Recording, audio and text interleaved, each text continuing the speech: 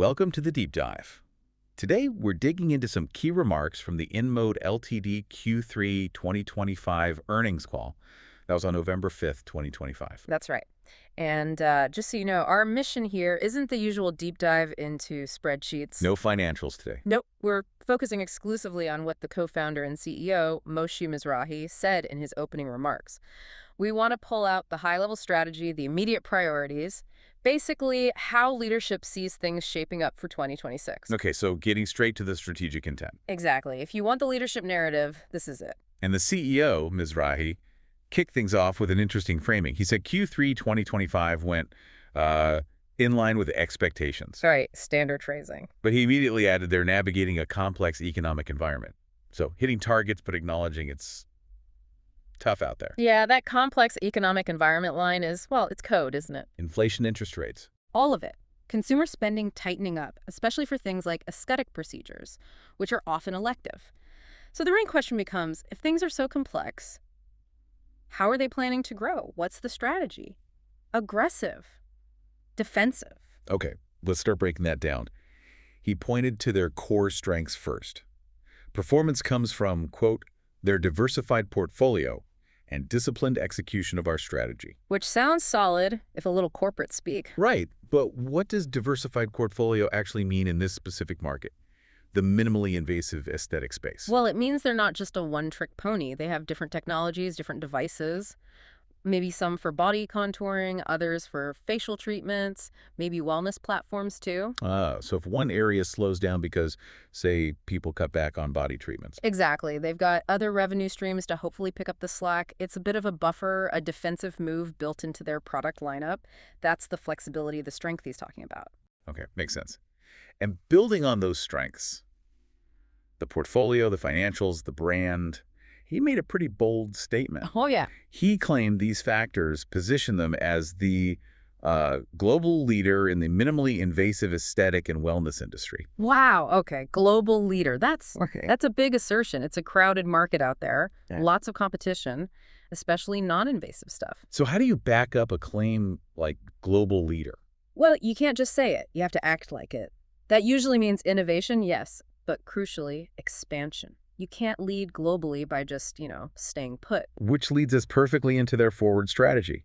He explicitly said the focus is expanding our presence in high-growth markets. Right. So that's the more aggressive part of the plan. Not just defending, but pushing outwards. So the natural question is, where? Where are they actually putting boots on the ground? We got a specific answer there. It looks like they're investing in direct infrastructure, moving away from just relying on distributors in some key areas. Yeah, exactly. He highlighted Latin America, specifically the establishment of a new subsidiary in Argentina, called it an important milestone for their regional growth. Argentina. What's the thinking there beyond just growth potential? Well, you touched on it, moving away from distributors.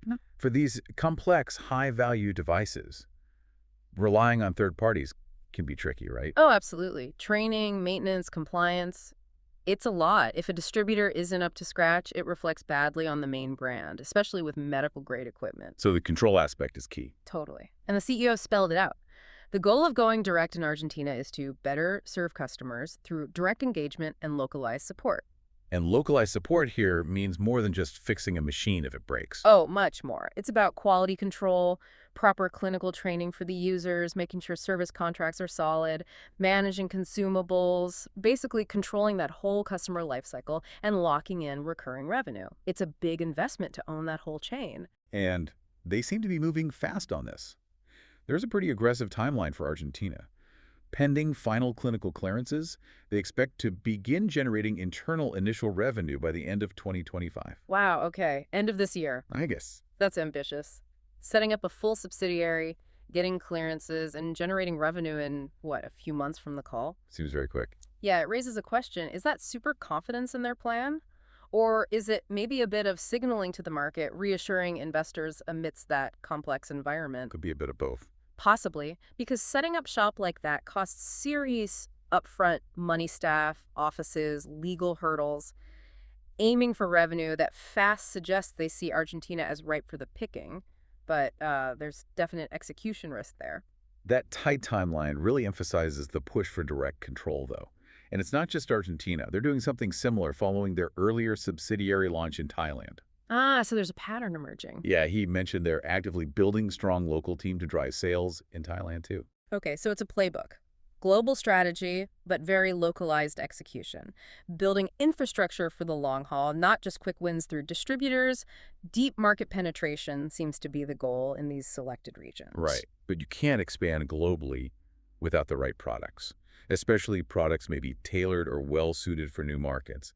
Let's shift to product innovation specifically, the men wellness platforms. Ah, yes, that was another key focus. And what's interesting there is the way they rolled it out. It wasn't just a big bang launch. No, he mentioned they did an initial soft launch back in Q2. Right. And the goal wasn't immediate sales. It was about getting feedback, clinical data from selected users and early adopters, testing the So waters. Q2 was like the clinical validation stage, making sure it actually worked well and users were happy before pushing it wide, de-risking it. Precisely. Smart move in the aesthetic and medical device world. You don't want a big commercial launch followed by problems or needing major tweaks. So the real commercial launch came later. Yeah, the CEO stated the full commercial rollout event took place during the third quarter.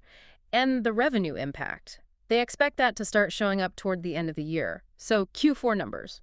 Okay, so that staged approach, Right. test, gather feedback, then go big commercially, seems disciplined, tying back to his earlier point. Absolutely. It's critical for credibility with these kinds of platforms. Okay, so we've got the external picture, geographic expansion, careful product launches. What about internally? Navigating complexity often means shoring up your leadership, right? Definitely. And they announced a significant move there, specifically for their biggest market, North America. The appointment of Michael Dennison as president of North America. Yeah, and this wasn't bringing in an outsider. That's the key thing here. This was elevating someone with deep roots in the company. Right, Dennison was described as an entrepreneur-driven and award-winning sales leader. But crucially, he spent, what was it, over close to a decade at InMode. Almost 10 years. He started as a district sales manager and worked his way up to VP of sales. The CEO really emphasized his history, saying Dennison was instrumental in helping them grow revenue nationally, expand market share, and build a strong distribution network across North America. So he knows the market, the product, the team intimately. Exactly. He helped build the engine. And there's another strategic layer here, too. What's that? The CEO mentioned that part of the rationale was combining all U.S. territories plus Canada under this single leadership role, centralizing it. Apparently, they had separate regional VPs before. Ah, interesting. So streamlining the command structure for North America. Yeah, and that move tells you something. They're not trying to shake things up radically internally. They're consolidating, centralizing execution under a proven insider. When the economy is complex, consistency and a unified message are gold. So putting Dennison in charge ensures that disciplined execution the CEO keeps talking about is applied uniformly across their main market. Precisely. They're betting that optimizing how they already operate, led by someone who knows the playbook inside out, is the best way to weather the storm.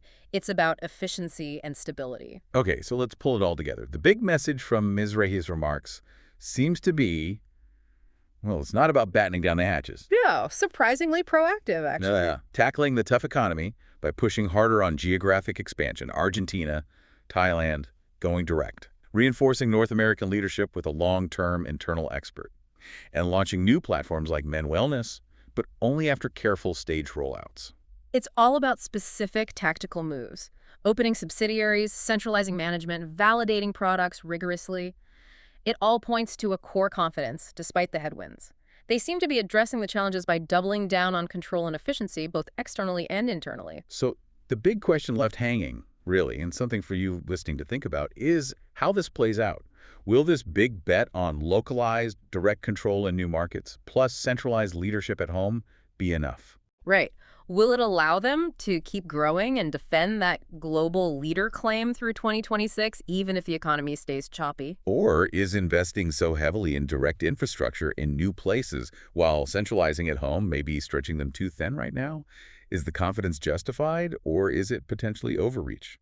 That's the strategic tension, isn't it? We'll see how it unfolds in the coming quarters. It's definitely a high-stakes play. Indeed it is. Well, thank you for joining us for this deep dive into InMode's Q3 2025 strategic thinking.